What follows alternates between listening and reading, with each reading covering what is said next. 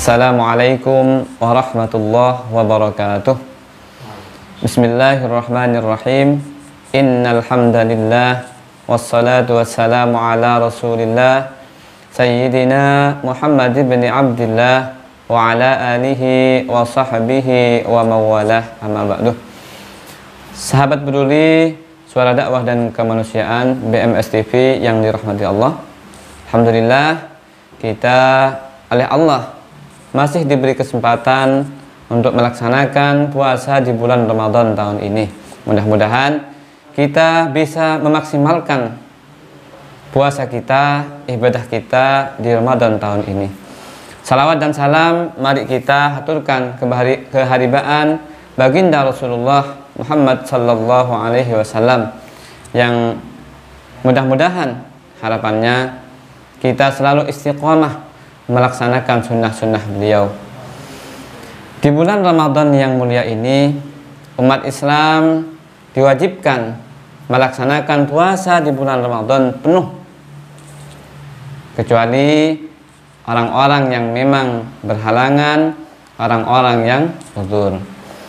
Di dalam berpuasa ada ketentuan-ketentuan, ada syarat-syarat, ada rukun-rukun, ada sesuatu yang perlu kita ketahui tentang apa saja yang membatalkan puasa yang kita laksanakan.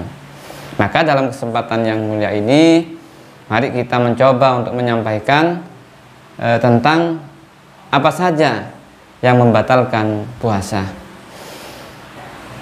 Yang pertama adalah sesuatu yang masuk melalui lubang di dalam tubuh kita. Yang umum adalah dari mulut, hidung. Ketika kita misalnya ada makanan yang masuk ketika kita berpuasa dengan unsur sengaja, maka itu membatalkan puasa. Maka apabila ketika misalnya kita di awal Ramadan, karena kita terbiasa sarapan di rumah, mungkin di kantor kita terbiasa ngopi, makan siang, kemudian di awal Ramadan kita lupa berangkat kerja, kita sarapan habis satu piring, tapi karena lupa dan benar-benar lupa, maka teruskan puasanya, karena itu adalah rezeki dari Allah kepada kita di bulan Ramadan itu. Teruskan puasanya, tidak batal. Kemudian sampai kantor di awal Ramadan ngopi misalnya, karena lupa, habis satu gelas baru ingat, maka itu juga tidak membatalkan puasa. Maka akan tetapi meskipun sedikit, satu butir saja nasi, ketika itu karena unsur kesengajaan, maka itu membatalkan puasa kita. Kemudian yang kedua, salah satu dari perkara yang membatalkan puasa adalah injeksi atau suntikan.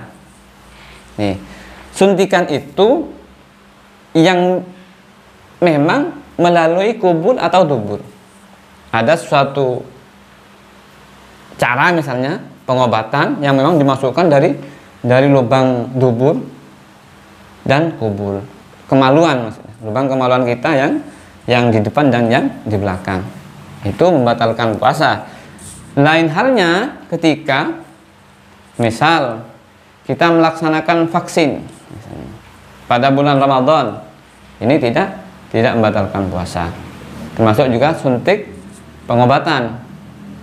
Dikecualikan kalau suntik tersebut adalah suntik yang memang bertujuan khusus agar kita tidak lapar selama satu hari. Suntik vitamin. Wah, sekarang kan saya puasa misalnya, suntik vitamin, sehingga selama satu hari itu kita tidak merasa haus, tidak merasa lapar, maka itu tidak diperbolehkan. Itu bisa membatalkan puasa, karena tujuannya memang adalah agar kita selalu kenyang selama sehari kita berpuasa tersebut.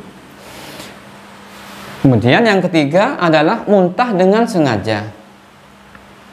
Ketika misalnya kita duduk-duduk kemudian perut kita dipijit-pijit agar muntah, maka ketika muntah itu sudah puasa kita menjadi batal. Akan tetapi ketika muntah tersebut memang murni karena sakit, misalnya ada kita kondisi kurang sehat kemudian sampai muntah, maka itu tidak membatalkan puasa dengan catatan setelah kita muntah kita berkumur, kita bersihkan mulut kita dari sisa-sisa makanan, dari sesuatu yang mungkin tersisa atau masih ada di dalam mulut kita, itu perlu dibersihkan dan lanjutkan puasanya. Kemudian bersetubuh, berkumpul dengan suami istri, misalnya berkumpul melaksanakan hubungan intim pada siang hari.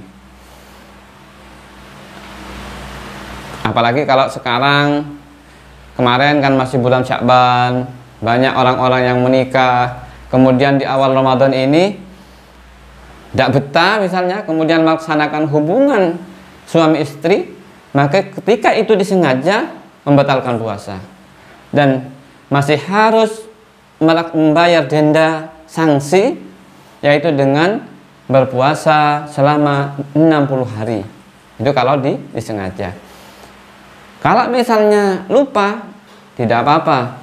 Tapi apa yang mungkin bersetubuh dengan istrinya pada siang hari di bulan Ramadan dalam keadaan lupa. Angel kan? Kemudian keluar sperma. Keluar sperma ini kalau misalnya karena kita misalnya bersentuhan dengan, kebetulan kita duduk bersama misalnya antara laki-laki dan perempuan, kemudian memang sengaja ada unsur kesengajaan sehingga keluar sperma pada siang hari di bulan Ramadan, maka itu membatalkan puasa. Akan tetapi kalau misalnya karena tertidur kemudian keluar di siang hari karena tidur, mungkin bermimpi atau apa, maka itu tidak membatalkan puasa. Kenapa? Karena tidak ada sedikit pun unsur kesengajaan. Kalau misalnya satu contoh, suami istri berhubungan di malam hari, maka monggo silahkan. Tidak, yang penting dilaksanakan, melakukannya setelah berbuka hingga batas waktu pada menjelang subuh atau waktunya terakhir adzan subuh. Nih, jadi bukan tidak boleh, hanya waktunya saja di siang hari itu yang tidak boleh, dan sanksinya atau dendanya itu sangat berat. Berpuasa selama 60 hari. Setelah misalnya ada orang yang menyengaja bersetubuh di siang hari di bulan Ramadan, maka dia harus mengganti berpuasa berturut-turut selama 60 hari. Kalau misalnya putus pada hari yang ke-58, putus, maka disuruh mengulang dari awal lagi, dari nol, dari 1 lagi sampai ke 60. Maka pesan saya bagi siapapun, jangan coba-coba untuk melaksanakannya pada siang hari. Dan mari kita di bulan Ramadan ini, kalau misalnya kita belum, tahun kemarin masih belum bisa berpuasa, mari kita tahun ini kita laksanakan puasa, kita selesaikan 1 bulan ini dengan dengan diisi kegiatan-kegiatan ibadah.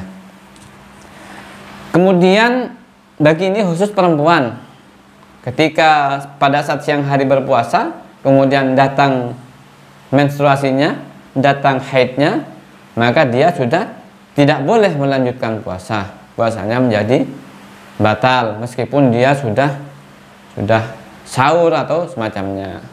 Kemudian juga di antaranya lagi adalah nifas, melahirkan atau keluar darah nifas setelah melahirkan, itu sama membatalkan puasa.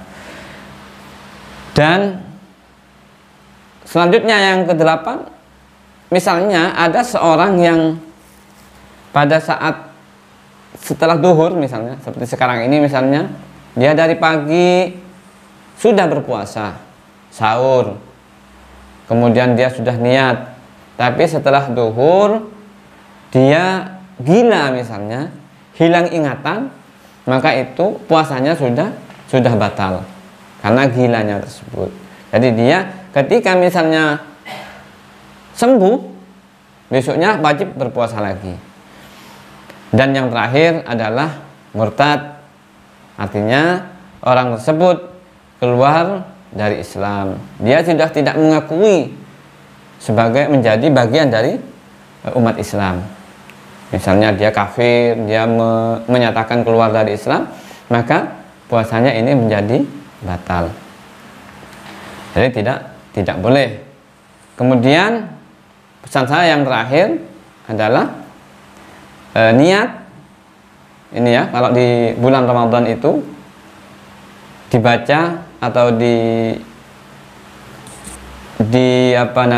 diniatkan pada malam hari, artinya sebelum subuh ya, sebelum subuh. Karena kalau puasa Ramadan, puasa nadar atau puasa nadar itu wajib menentukan puasanya, menentukan niatnya pada malam hari, artinya sebelum subuh. Lain kalau misalnya dengan puasa-puasa sunnah. Kalau puasa sunnah misalnya Senin Kemis, lupa tidak niat pada malam harinya, siangnya diniatkan. Misalnya tidak makan dari subuh misalnya, tidak kemasukan apa-apa sekalipun, tidak minum, tidak makan, kemudian setelah jam 9 kita berniat puasa, maka itu masih sah, karena itu puasa sunnah. Tidak sama dengan puasa yang khusus seperti puasa wajib di bulan Ramadan dan juga puasa nadar, itu wajib dibaca sebelumnya. Atau ketika misalnya khawatir kita lupa, ini di beberapa pesantren, kalau saya ingat di Kerai dulu juga pernah ini kebetulan anak saya akan mondok di sana, itu dipraktekkan niat di awal dengan taklid kepada Imam Malik. Niat puasa 1 bulan taklidan lil Imam Malik. Jadi niat puasanya itu dibaca di awal Ramadan, diniatkan membaca keseluruhan, berpuasa keseluruhan 1 bulan penuh, tapi taklidnya kepada Imam Malik. Kalau Imam Syafi'i memang harus setiap tapi tetap dibaca setiap malamnya. Itu hanya menjaga atau mengantisipasi istilahnya, khawatir kalau kita misalnya tidak membaca niat, ingatnya pada siang harinya, kan seperti itu. Jadi itu adalah beberapa hal yang mungkin perlu kita ketahui agar kita di dalam melaksanakan ibadah puasa ini bisa betul, bisa sah sesuai tuntunan-tuntunan yang disyariatkan oleh baginda Rasulullah Muhammad sallallahu alaihi wasallam. Sahabat peduli, para pemirsa BMS TV yang dirahmati Allah. Selain itu, kami juga ada pesan bahwa di dalam bulan suci Ramadan ini di Yayasan BMS Indonesia punya beberapa program. Yang pertama adalah paket rasa takwa bagi sarung dan mukena ke masjid. Kemudian paket rasa kemanusiaan, THR bagi yatim duafa. Kemudian paket rasa kasih sayang, paket THR guru ngaji erupsi Gunung Gunung Semeru, maaf. Kemudian paket rasa simpati, yaitu adalah bina mu'alaf. Maka kepada para pemirsa sekalian, mari kalau panjenengan punya uang lebih, punya rezeki yang lebih, mari kita sedekahkan, kita salurkan uang Anda, sedekah Anda di BMS Indonesia. Kiranya itu mudah-mudahan sedikit yang kami sampaikan ini bisa bermanfaat bagi kita semua. Usikum wa nafsi bitaqwallah. Assalamualaikum warahmatullahi wabarakatuh.